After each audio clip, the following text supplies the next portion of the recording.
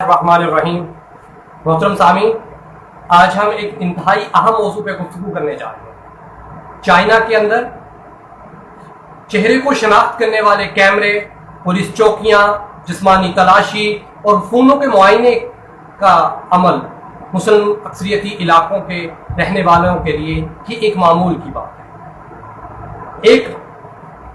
Proper منصوبے کے تحت مسلمانوں کی اخلاقی، مذہبی اور ثقافتی تشخص کو ختم کرنے کی کوشش کی جا رہی ہے۔ صرف مسلم عقیدہ رکھنے والے 10 لاکھ سے زائد مسلمانوں کو صرف مسلم عقیدہ ہونے کی وجہ سے حراست میں لیا گیا اور ان میں اپنے عقیدے پر سختی سے قائم ہونے والوں کو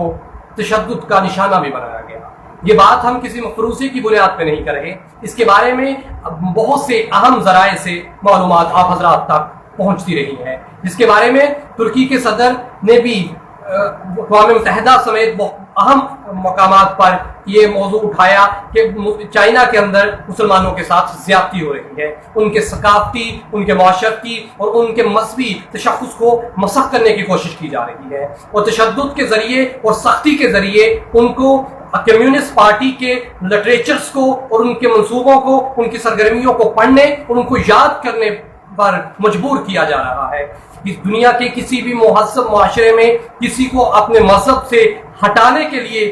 فورس کرنا یا ان پر کسی قسم کا تشدد کرنا انسانی حقوق کی ایک بڑے پیمانے پر خلاف ورزی ہے، اور چائنا میں یہ خلاف ورزی بہت طویل عرصے سے جاری ہے۔ مسلمان اور ان کے علاوہ وہاں پر رہنے والے جو مسلمان ابھی تک کسی قسم کے حراستی کیمپوں میں نہیں ہے یا ابھی تک وہ کسی پکڑ دکڑ میں نہیں آئے، تو ان کے لیے بھی یہ کوئی پرسکون فضا نہیں ہے، وہ بھی ایک جیل کی سی کیفیت میں زندگی گزار رہے ہیں۔ مسلمانوں کے عقائد کو مسخ کرنے کی بھرپور کوشش کی جا رہی ہے۔ اس پہ وائس آف امریکہ نے بارہا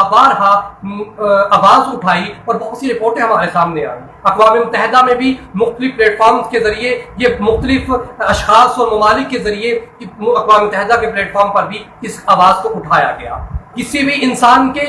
معاشرتی، ثقافتی یا مذہبی تشخص کو جبراً تبدیل کروانا انسانی حقوق کی خلاف ورزی ہے، اور چائنا میں میڈیا کو محدود آزادی ہے۔ اس آواز کو چائنا میں کسی قیمت پر بھی ابھرنے نہیں دیا جا رہا، اور عالمی میڈیا کو بھی پریشرائز کیا جا رہا ہے کہ وہ اس موضوع پر گفتگو نہ کرے، اور کمزور معاشرت والے مسلم ممالک بھی اس پر بات کرنے سے کتراتے ہیں کہ اگر یہاں پر کسی قسم کا قدم اٹھایا تو شاید انہیں معاشی طور پر غیر مستحکم کرنے کی چائنا کوشش کر سکے، جس کی بڑی مثال پاکستان ہے۔ ترکی ایک اہم مستحکم ملک سمجھا جا رہا ہے جو کہ اس کو ہر پلیٹ فارم پر اس کے خلاف آواز اٹھا رہا ہے۔ یورپی ممالک کی طرف سے، امریکہ کی طرف سے بھی بارہا آواز اٹھائی گئی ہے کہ چائنا کے اندر انسانی حقوق کی بڑے وسیع پیمانے پر خلاف ورزی ہو رہی ہے۔ اس سے خاص طور پہ مسلم اکثریتی علاقوں میں مسلمانوں کی زندگی کو اجیرن بنایا گیا۔